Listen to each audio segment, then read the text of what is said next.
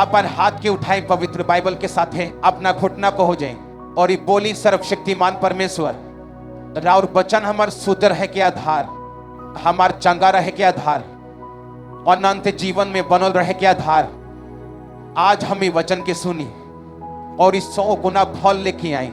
मांगी लो अपन हाथ उठा के।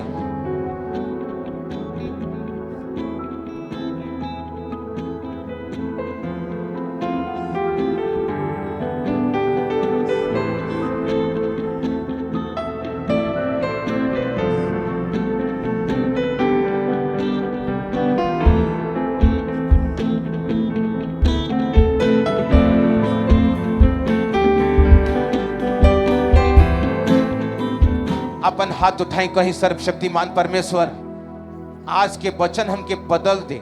प्रभु यीशु मसीह के सामर्थी नाम में हमने के माना तरी तारीफ करी जोर से। सबसे बढ़िया दिन खाती आज तारीफ करें, जोर से तारीफ करी, जोर से। हालेलुया। जैसे कि हमने के जानतन या वचन के गहराई में हमने के जाता नहीं, जब पिछला एक हफ्ता से यही से हमके एजा से वचन सुना पड़ता, काहे कि बहुत ढेर वचन बा। सब होक दे सक 9 होकर 8 आयत के लिखे हुआ बे, अब स्क्रीन पे ना देख ले। यशाया 11 होकर 1 और 2 आयत, कीर्तन के काम 1 होकर 4 और 5 आयत, गलातियां 5 होकर 22 और 23 आयत, यूहन्ना 16, यूहन्ना 14 होकर 16 आयत, यूहन्ना 16 होकर 8 आयत। आज से हमने के पवित्र आत्मा के बारे में सीखल जाई और हमरा ही विश्वास बा जब टीचिंग खत्म हो जाई 1 2 3 हफ्ता लग जाई के अलग अलग हो के सीखल जाई। और जब हमने के सीख लिहल जाई, राउर जिंदगी बदल जाए वाला बा। राउर लइका, राउर पुरानिया, राउर जिंदगी, राउर आर्थिक पूंजी से सब बदल जाई। आमीन। जोर से आशीष राउर हो। वो तैयार बनी पवित्र आत्मा के जाने खातिर। बाइबल बतावला यूहन्ना 14 और 16 आयत में, प्रभु यीशु मसीह को नहीं हम बाप से विनती करब उन तो हम लोग के एगो सहायक दिए कि वो हमेशा तहार लोग के साथे रहे, अर्थात सत्य के आत्मा, जेकरा के दुनिया ग्रहण ना कर सकेला, काहे कि ना वो के देखेला और ना जानेला। 2 लोगन के जानेला जा, काहे कि वो तहार लोग के संगे होले, तहार लोग में हुई। हम तारा लोग के अकेले ना छोड़े, हम तहारा लोग के बीच में आए। परमेश्वर कहनी हम तहार लोग के अनाथ ना छोड़े। वो लोग से ना कहनी जे लोग के माई बाप नहीं खे, जेला सबसे बात करतनी। और परमेश्वर कहा कि हम तहारा लोग के अनाथ ना छोड़ और हम तहारा लोग के एगो आत्मा देम और सच्चाई की आत्मा देम। एकर मतलब चाहे हमनी के माई बाप होखल, चाहे हमनी के लाखों लोग से यारी होखू, चाहे हमनी के घर भर परिवार होखी जा, अगर हमनी के लगे पवित्र आत्मा नहीं खे तो हमनी के अनाथ खानी बानी जा। यही से प्रभु कहनी हम तहार लोग के अनाथ ना छोड़े।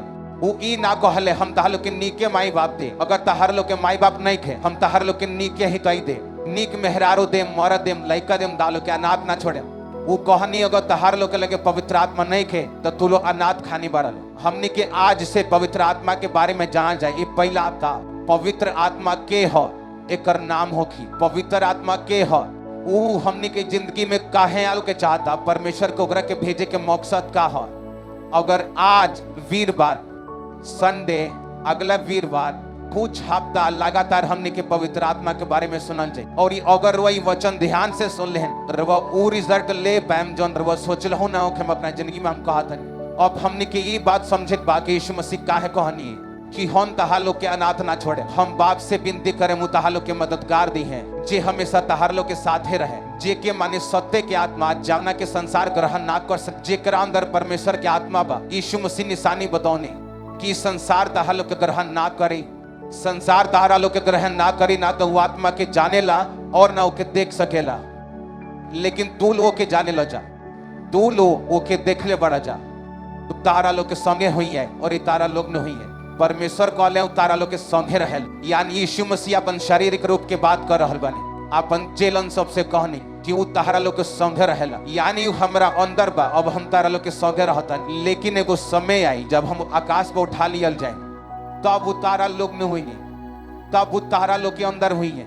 वो आत्मा जौन हमरा अंदर बा, अब हम तारा लोग के संगे रहेनी। हमरा जी गोइला के बाद जब हम स्वर्ग चल जाए, बाप के दाहिने हाथ बढ़ जाए, ओइजा से हम वो पवित्र आत्मा जौन हमरा अंदर बा, हमार आत्मा हम तारा लोग को ढेल देम, तब वो तारा लोग के अंदर हो कि सबके वो कहे आमीन। अब परमेश्वर कहनी वो आत्मा तारा लोग के अंदर हो की, लेकिन आज कोनो आदमी अपन चंगाई लेवे चर्च में आयल बा, कोनो आदमी अपन आर्थिक आशीष पाए चर्च आयल बा, कोनो आदमी अपन जीवन के मसला हल करावे चर्च आयल बा। वो सोचला हमरा पवित्र आत्मा का गर्ज बा, हमरा खातिर चंगाई के प्रार्थना करे, हमरा खातिर भविष्यवाणी करे तो हम आशीष पा के वापस जाए।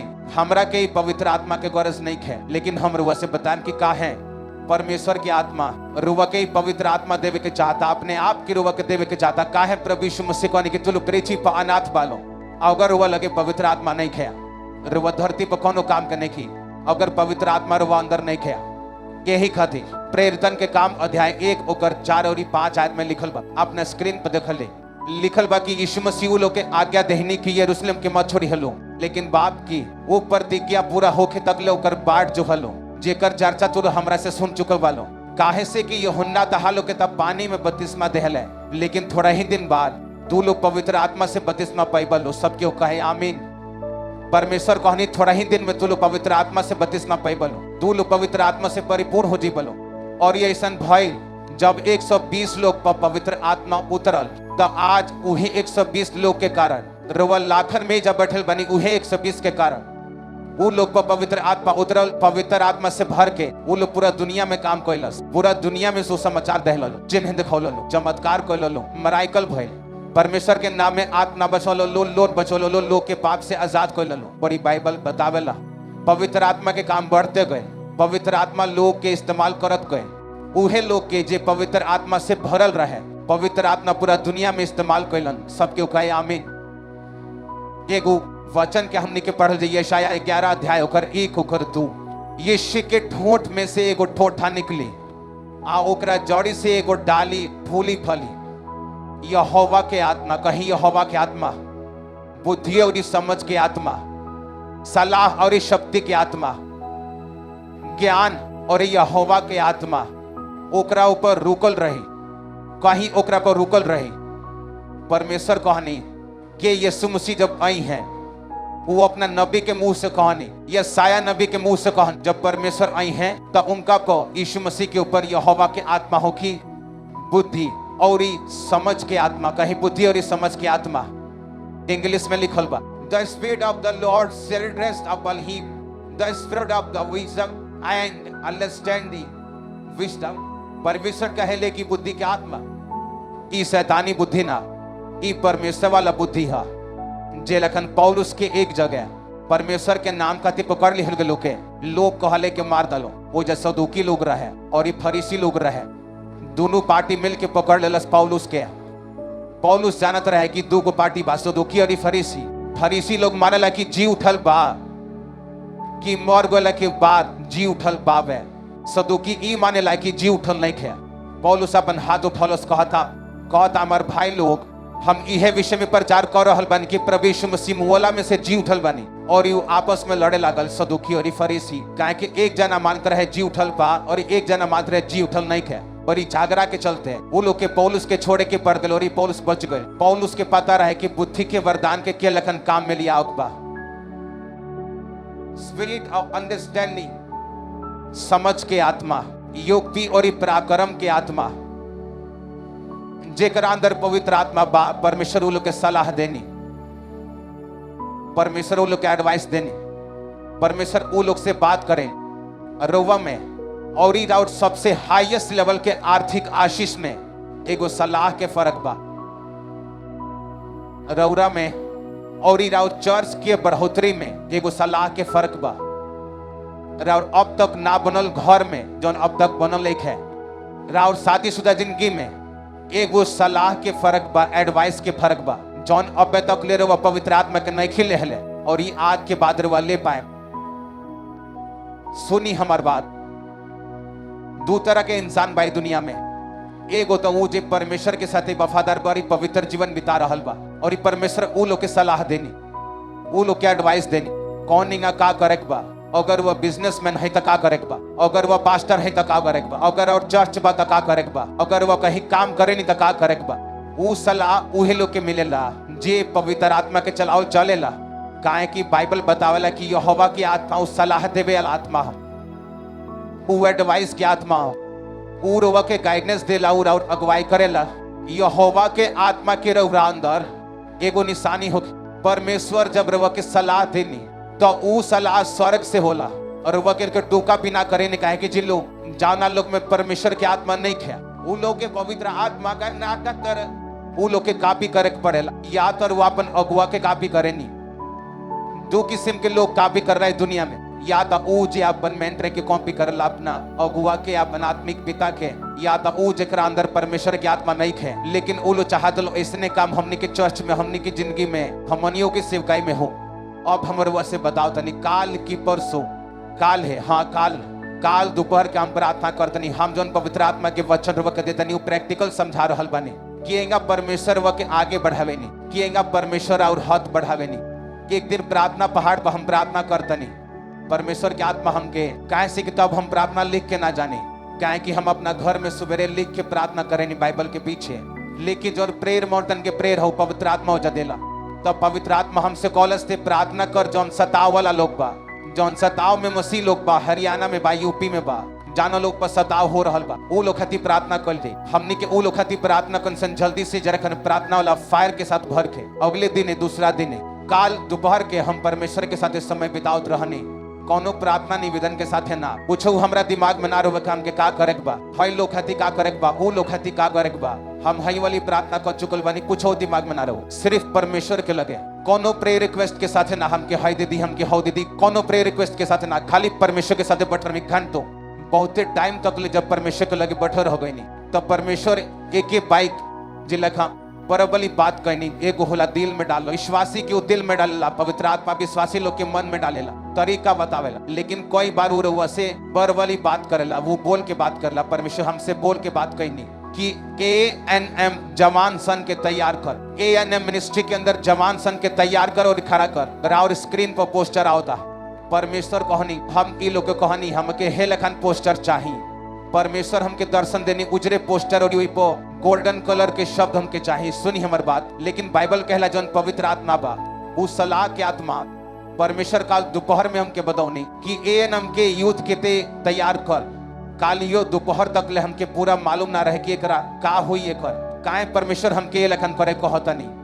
अब जैसे जैसे हम प्रार्थना में समय बितावतनी, पवित्र आत्मा हम पर जाहिर कर रहल बा कि अगर जलंधर में चैरिटी करे के हुई, हमरा लगे अभी लाखों में कपड़ा बा, जूता बा, सामान बा, वही सब जमान जाके करी हलो। अगर हमके कपूरथला में करे के बा जवान लोग करी, अगर हमके झारखंड में करे के बा जवान लोग करी, वो लोग घरे घरे जाई, वो लोग गली गली में जाई। जब हमरा लगे जब हमने के प्रार्थना साजी खान अभी तो प्रेयर माउंटेन बाबा चर्च के कंस्ट्रक्शन के काम चलता रहता, हम खुद गाड़ी में निकलते रहने, रात में गाड़ी में जाई, सड़क पर फुटपाथ पर सबे एरिया में देखी जाड़ा में कहा लोग मर रहल बा, वो लोग के कपड़ा बदली, वो लोग के पूरा कपड़ा पहना के, वो लोग के कंबल में वो लोग के पूरा गर्म करके और केहू के अस्पताल भेजी, केहू के कीड़ा पड़ल लोग के, ऐसा काम रेगुलर हमने के करत रहे सा। वो इंटरनेट पर हमने के सब चीज ना डालने जा, लेकिन अब हम चाहते रहने कि प्रभु हम कितना कर सके नहीं, हम एक रात चल जाए, 2 रात चल जाए, लेकिन हमके ऐसा चाहे कि रोज रात के रोज सुबेरे ऐसने होखे, सब गांव में हमने के लोग होखे, हर जगह हमने के लोग होखे।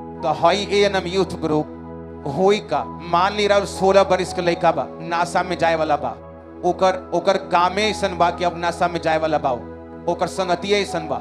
जब वो यूथ ग्रुप में आई तो का होई, जब वो मदद के काम अपने हाथ से करियो, जब चर्च से भेजल दे कि ठीक बा 5000 अपने एरिया में कम्बल बांटे के बा, 1000 कम्बल बांटे के बा, हई गाड़ी ले जा, हऊ गाड़ी ले जा, अपन गाड़ी ले जालो, जालो घूमलो, शहर गली गली घूमलो, जहाँ लोग बैठल बा, जहाँ लोग दुखी बा, वो लोग के घरे पहुंचलो। कोनो धर्म के बात मत कर लो, खाली सिर्फ कमल तुलो दलो लोग के आशीष दलो और वापस आ जालो। सोची तनी एगो 16 बरिस के लड़का जब लोग के मदद कैले इतना करीब से देखी, जब वो इतना करीब से लोग के दुख सुख देखी, वो कबो नशा में ना पड़े, वो कबो गलत काम में ना पड़े।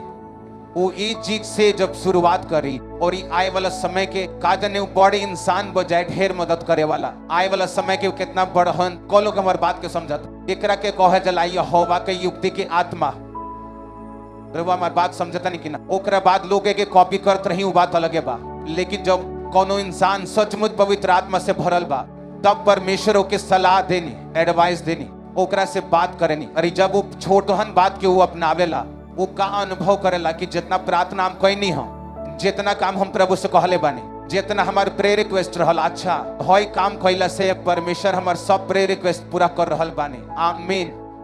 सोची तनी इ लोग के हई यूथ ग्रुप के हम का करे वाला बानी। मान ली पूरा इंडिया से हमके ईमेल आ रहल बा, सोची तनी अब हम झारखंड में मदद करो चाहता नहीं, सोची तनी आज पवित्र आत्मा हमसे बात करता। जितना लोग फार्म भरल सबके हो यूथ मीटिंग में ना आ पाई, जितना लोग फार्म भर दहले बा सबके हमरा चर्च बुलाओ बा। सोची हम सबके के चर्च बुला ले है नहीं, पता मैं कितना बल्ले हैंड को दिखो पास्टर बन जा लो, कितना बिजनेसमैन बन जाए लो, कितना तो सरकार के साथी हो जाए लो, कितना जे पॉलिटिक्स के लोग बा ओकरे साथे भर्ती हो जाए लो, कितना लोग हमारी बात समझता। ऐसा काम करे नहीं परमेश्वर, जब वह पवित्र आत्मा के फॉलो करे नहीं, जब वो ओकर अगुवाई के उनकर एडवाइस माने नहीं। लेकिन केकरा अंदर बाई पवित्र आत्मा के बाजे पवित्र आत्मा के हासिल कर सकेला, के बाजे पवित्र आत्मा के सब बेनिफिट ले सकेला, ई बात हो करे वाला। आमीन। हमरो के पहल के गवाही देनी अपन एगो गवाही सोची त निकाल हम बनाओ तन 25,000 जवान खामरा चर्च आओ। सोची कि अगर 25,000 आई, हम ही बात सोच ले बानी कि अकेले अकेले प्ले हैंड करम, चाहे 25,000 हो के चाहे 40,000 हो के चाहे 1 लाख हो के, अकेले अकेले प्ले हैंड करम ओदी चाहे रात हो जाओ। सुनी हमार बात, कारण का है परमेश्वर जो चाहे नहीं, पवित्र आत्मा एगो शब्द के जरिए और पूरा चर्च के और जिंदगी के कितना ऊपर के लेवल पर लेके जाए के ताकत रखता। अगर वो के मानी तो आमीन। पवित्र आत्मा हमनी के सामर्थ तमाशा दिखाव खातिर नहीं दिले, वो हमनी के सामर्थ खाली पैसा कमाओ खातिर अभिषेक बेचे खातिर नहीं दिले, वो हमनी के सामर्थ और एक गिफ्ट दिले बा बदलाव लिया खातिर। हालेलुया। हम बताता नहीं पवित्र आत्मा एक काम का हमनी के पढ़ जाइए होना सोना होकर 8 अध्याय के हुआ के संसार के पाप धर्म और न्याय के विषय में काम करी है। प्रभु यीशु मसीह कहनी जब पवित्र आत्मा आई वो दुनिया भर में काम करी के ना। लोग कही ए यीशु मसीह हैंगा बाड़न, लोग कही ए तार धर्म तो हैंगा बा, लेकिन जब बोलो से बात करी लोग के मालूम हो जाए कि हमके धर्म के ना यीशु मसीह के बात करतनी या पाप के विषय में। आज अगर हुआ बॉलीवुड देख ली, अगर हुआ बहुत कुछ देख ली, तो जितना पाप बा वो लोग के खाली जस्टिफाई करत नजर आवेला कि है लइका ओकरा से प्यार करला, वो लड़की एकरा से करेले, वो जस्टिफाई करेला लो कि ई ठीक बा, लेकिन बिब्लिकली गलत बा। लेकिन बाइबल कहेला पवित्र आत्मा काम करी तोरा पाप के विषय में। कितना लोग हमारी बात समझता, पूरा और जवान लोग के छुई, पूरा और खानदान के छुई, पूरा और पति के छुई, कौ लोग हमारी बात समझता। इहे पवित्र आत्मा के काम है हमने के जिंदगी में। और ये परमेश्वर के वचन का कहता यशाया 11:1 और 2 आयत में, ओई में लिखल बा बुद्धि की आत्मा, युक्ति की आत्मा, पराक्रम की आत्मा, ज्ञान और यहोवा के भय की आत्मा ओकरा पर टिकल रही। बोली बुद्धि की आत्मा, पराक्रम की आत्मा, पराक्रम की आत्मा कहीं टिकल रही। आमीन। जोर से बोली आमीन। लिखल बा परमेश्वर के भय की आत्मा ओकरा पर टिकल रही। इब्रानी भाषा के 3374 शब्द के हमने के पढ़ल दे जामा भय के बारे में लिखल बा। एकर मतलब है इराह। भय के मतलब है इब्रानी भाषा में इराह के मतलब है मोरली रेवरेंस। मोरल के मतलब जानता नहीं का होला, रुआ जानता नहीं कि परमेश्वर का अभिषेक दिल बानी, लेकिन जेकरा भीतर परमेश्वर के आत्मा ना होखी वो मोरली रेवरेंट मतलब मोरली डर रखल परमेश्वर के, लेकिन वो मोरली डर ना रखेला। काहे? अभिषेक बेचे के बाद होला, आज करप्शन के बाद होला, आज आप सवारते के बाद होला। काहे कि लोग मोरली रेवरेंट नहीं खे, परमेश्वर के यहोवा के भय की आत्मा उन लोग के ऊपर नहीं खे। अगर होखी तो वही काम कबो न करित लो, वो झूठे कुछ न करित लो, झूठ भविष्यवाणी बना के कबो न करित लो। काहे कि परमेश्वर की आत्मा लोग पर नहीं खे। अगर होई तो बाइबल कहेला कि परमेश्वर के यहोवा के भय की आत्मा ओकरा पर रही। भय के मतलब इराह के मतलब मोरली रेफरेंट। जना यूसुफ रहे मोरली रेफरेंट, कहलस कि तोरा मरद के चाहे मालूम ना होके कि हम तोरे साथे सुत गई, लेकिन परमेश्वर के मालूम हो जाई हम तोरे साथे सेक्स कर ले बानी, गलत कर ले बानी, और ये गलत हो कि वो मोरली वो रेफरेंट रहे। आज लोग मोरली रेफरेंट नहीं खे। पाप करे के बहाना जो हैला, बाइबल से बहाना जो हैला, कामा से कुछ चोराई, बाइबल में खोजे लो कामा चोरी करे, बाइबल में जो है लो लुकेगा शराब पी। काहे कि मोरली वो लोग रेवरेंट नहीं खे, मोरली वो लोग पे फेयर नहीं खे, नैतिक तौर पर वो लोग गिर चुकल वाल। अगर वो लोग में नैतिकता होकी वो लोग गरीब के कबो ना लुटत लो, अगर नैतिकता होई तो लो में वो लोग कबहू ई पाप ना करित लो। एकर मतलब अगर ई बात एगो इंसान में नहीं खे तो ई निशानी होकी यहोवा के आत्मा ओकरा भीतर नहीं खे। जोर से हालेलुया बोली, जोर से बोली हालेलुया। हमरा विश्वास बाकी वचन खाली विश्वासी लोग खातिर नहीं खे, बल्कि पास्टर लोग खाती, बिशप लोग खाती। रउआ हमार बात समझे तनी कि ना? अब हम बाइबल से प्रूफ कर सके नहीं। बाइबल कहेला कि जौन पौलुस बात करते रहे बाइबल में से, ओकर जवाब के हुक लगे ना होत रहे, काहे कि वो सही बात करते रहे। कि धरती पर के बाप वरदान दे वाला? पवित्र आत्मा। के फल से भरे वाला? पवित्र आत्मा। प्रेम, आनंद, हाँ कितना फल? 9 फल के दिला पवित्र आत्मा। वरदान के दिला पवित्र आत्मा। भय के दिला पवित्र आत्मा। बुद्धि के दिला पवित्र आत्मा। एडवाइस के दिला पवित्र आत्मा। सिखावे लगे पवित्र आत्मा। और ये आगे लिखल बा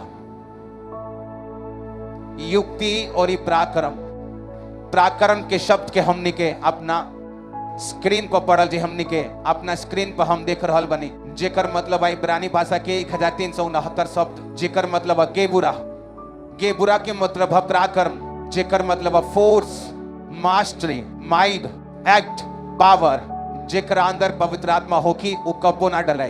ताकत ओकरा संगे रही हमेशा, वो हमेशा पावर में रही, वो फोर्स में होकी। ओकरा के मालूम रही कि एगो फोर्स हमरा साथे बा, हम पाप में नहीं गिरत, एगो फोर्स हमरा साथे बा। परमेश्वर के आत्मा हमसे कई बारी मन ना कैला पर भी हमसे प्रार्थना करावेला, एगो फोर्स हमरा साथे बा। जब पवित्र आत्मा राउर अंदर होकी करो, वह कबो भी एक पोजीशन पर ना रहे। दानियल के अंदर रहे, बढ़त गए। यूसुफ के अंदर रहे, बढ़त गए। चाहे लाख परीक्षा आए, चाहे कितनो परीक्षा आए, लेकिन अगर पवित्र आत्मा रहुआ भीतर बा, रहुआ एक जगह कबो ना रहे। वो रहुआ के बढ़ावत जाई, वो रहुआ के आशीषित करत रही, वो रहुआ के सिखावत जाई, काहे कि वो पवित्र आत्मा फोर्स के साथ रहुआ अंदर हुई। हालेलुया। कोई लोग कहला जब दुष्ट आत्मा लोग पावला रहुआ वायलेंट हो जानी, फोर्सफुल हो जानी। हम कहनी हाँ, ये पवित्र आत्मा के निशानी है। यीशु मसीह कबू ढीला होके दुष्ट आत्मा नहीं डटले। बाइबल कहला कहल यीशु मसीह द्वार पर खड़ा होके खूबे जोर से चिल्ला के कहनी, अगर केहू पियासर बा त हमरा लगे आवे। ई पवित्र आत्मा के निशानी रहे। हालेलुया। रउआ कई जगह देख लो हम जहाँ पवित्र आत्मा ना होला, लोग ढीले ढीले बैठ के चल जाला। कोई जगह लोग कहेला ताली मत बजा लो, कहीं सुनो चर्च बा कहलो ताली मत बजा लो जोर से, कहे कि वो लोग के मालूम नहीं है कि पवित्र आत्मा फोर्स के आत्मा, वो ताकत के आत्मा है। अगर हम अपना ओर से कहते तो हमारे बात की यकीन मत करें, लेकिन अगर हम ओरिजिनल बाइबल जाना भाषा में बाइबल लिखल गल बा इब्रानी भाषा में, हम वो भाषा से रहो के समझा रहल बानी कि पवित्र आत्मा का है, वो केगा काम करेला, वो काहेरा और जिंदगी में आल चाहता। काहे कि यीशु मसीह कहनी अगर वो तहलो की जिंदगी में ना हो, तू लो अनाथ पालो, तू लो ऑर्फन के समान वालो। ऑर्फन के ना होला, जब के उके माई बाप ना होला, उके ना होला। आपन जिम्मेदारी खुद उठावेला। बीमार हो जाला तो वो बीमारे रहेला, ओके मालूम नहीं के का खाए बा, कौन गरम चीज है, ठंडी में का खाए बा, गर्मी में का खाए बा, कब बहरी निकले बा, कब वार्मर डाले बा, कब गरम कपड़ा पहने बा, कब उमाई से खावे के साफ सफाई रखे बा। परमेश्वर कहनी जेकरा अंदर पवित्र आत्मा ना होखी तो वो इंसान खानी होखी जेकर धरती पर माई बाप नहीं खे और वो अपने मन से चलता। और वह देख लो हमेशा मसीह लोग वो लोग के देख के लागेला कि कोनो माई बाप नहीं खे लोग के आत्मिक की पवित्र आत्मा से रहित बालो। कुछ नहीं के मालूम का करे बा, कुछ नहीं के मालूम कहा जाए बा, केने जाए बा, का करे बा, कुछ ना। यीशु मसीह कहानी हम तहालो के अनाथ ना छोड़े, हम तहालो के पवित्र आत्मा दे। आज रुआ पवित्र आत्मा पाके वापिस जाता नहीं, आमीन। जोर से हम कहता नहीं रुआ पवित्र आत्मा के सामर्थ के पाके वापिस जाता नहीं, आमीन। जोर से आशीष राव चर्च।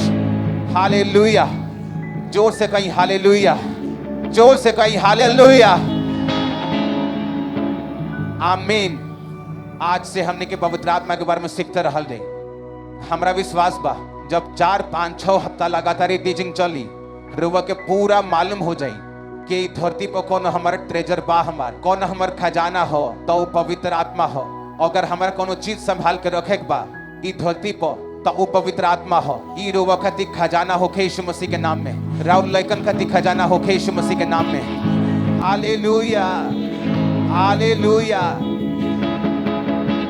आमीन, आमीन। रुआ हमारी बात समझाता नहीं कि ना? पवित्र आत्मा रुआ के शब्द दी, पवित्र आत्मा रुआ के सलाह दी, रुआ के पराक्रम दी, रुआ के डर दी। जब यहोवा के डर रुआ अंदर होखी, हमने की कहत रुआ गलती ना करे, हो सकत रुआ कोनो गलती करे लेकिन रुआ सुधार ले और रुआ के तुरंत बदल दे। लेकिन जो लोग पवित्र आत्मा के चरावल ना चलेला, वो लोग गलतियों करी, वो लोग के मालूम हो कि गलती हो, लेकिन तब वो लोग के सुधारी ना। ये निशानियों की ये आदमी के अंदर पवित्र आत्मा नहीं है। आमीन। और ये सोची तो नहीं, जकरा अंदर पवित्र आत्मा नहीं है ओकरा पीछे चले वाला लोग के हाल का हुई। हमने क्या अपन आत्मा खतरा में ना ले जा, अनंत जीवन खातिर परिजोई में खा रही। चमत्कार इतना हो कि वह देख लेना हो, आनर देखी लो, लंगर चली लो, कोड़ी शुद्ध की लो, वो सब काम परमेश्वर और जिंदगी में करें, ढेर करें, बहुतायत के साथ करें। आमीन। लेकिन उनकर पवित्र आत्मा के साथ वफादार रहे, वह तैयार बनी उनके पावे खाती। कौन लोग के मिलेला पवित्र आत्मा? यीशु मसीह को जी उनकर आज्ञा मानेला, जे पाप से मन फिरावेला, जे परमेश्वर से कहला परमेश्वर हुआ हमारा उद्धार करता, तो ही हमनी के परमेश्वर हुआ। हमनी के तारा ओर से हमनी के जौन वचन हमनी के मानता नहीं सब पाप छोड़ता नहीं जा। आज से रुआ सामने खाली सिर झुकावता नहीं सो, रुआ के अपन मुक्तिदाता मान लेता नहीं सो। बाइबल कहला पहला कदम हुई, ओकरा बाद उनकर आज्ञा जब हमनी के मानल जाई, व्यभिचार ना कल, चोरी ना कोई। बाइबल कहला ओकरा बाद पवित्र आत्मा हमनी पर उतरी और ये पवित्र आत्मा से हमनी के परिपूर्ण होखल जाई। हालेलुया। रुआ ई बात समझता नहीं कि ना? आमीन। यानी परमेश्वर की आत्मा का हो, उके न रहा एगो बिजनेस बदल सकेला। हम रुआ की बिजनेसमैन के बहुते गवाही दिले बनी कि के न परमेश्वर की आत्मा उलो से बात कइला सरी। आज उलो के बिजनेस कितना ऊंचाई पे बा, कितना हाइट पे बा, दुनिया में उलो के नाम बा। आमीन। एकर मतलब हमने के अपन घर चलावे खाती, बिजनेस चलावे खाती, दुकान चलावे खाती, चर्च चलावे खाती हमने के पवित्र आत्मा की जरूरत बा। और जब एगो सेवकाई में, जब एगो जिंदगी में हकीकत के साथ पवित्र आत्मा बात करेला तो बदल जाला। हालेलुया। आए वाला समय में हमने के देखल जाए जवान लोग जे खाली चर्च आवत रहे, अब वो मदद करे भी जाए। जहां जहां इंडिया के लोग जरूरत पड़ी, भारत देश के जरूरत हुई, अकाल पड़ी चाहे जहां बाढ़ आई, कहीं जाके जवान जाई बचावे। जहां जहां जरूरत हुई के नाम के जवान लोग ओई जा जाए। सोची तनी वो लोग पर जिम्मेवारी हुई, वो अपना देश कति जिम्मेदार हो जाए लो, अपना राष्ट्र कति जिम्मेदार बन जाए लो। के लखान परमेश्वर की आत्मा वो लोग के नशा से आजाद रखी, गंदगी से आजाद रखी, वो लोग के पाप में जाए से रोक दी। काहे कि परमेश्वर के सलाह के उनकर बुद्धि की आत्मा की जगह पर मौजूद बा। और हम यही आत्मा और जिंदगी पर घोषित करतनी हमके आमीन 7 बारी और जोर से चाहिए, जोर से बोले आमीन। Hallelujah, hallelujah. अपन हाथ उठाएं कहीं धन्यवाद यीशु, जोर से कहीं धन्यवाद यीशु मसीह। जब वो परमेश्वर के दास भोजपुरी में परमेश्वर के गैरा भेदन के बतावेनी तो समय से भोजपुरी टेकिंग के सुने खातिर और ये अपना आत्मिक जिंदगी में उन्नति करे खातिर सब्सक्राइब करी हमने के यूट्यूब चैनल के और ये घंटी दबाएं ताकि समय से रउआ के नोटिफिकेशन मिल सके। परमेश्वर वालों के आशीष दी।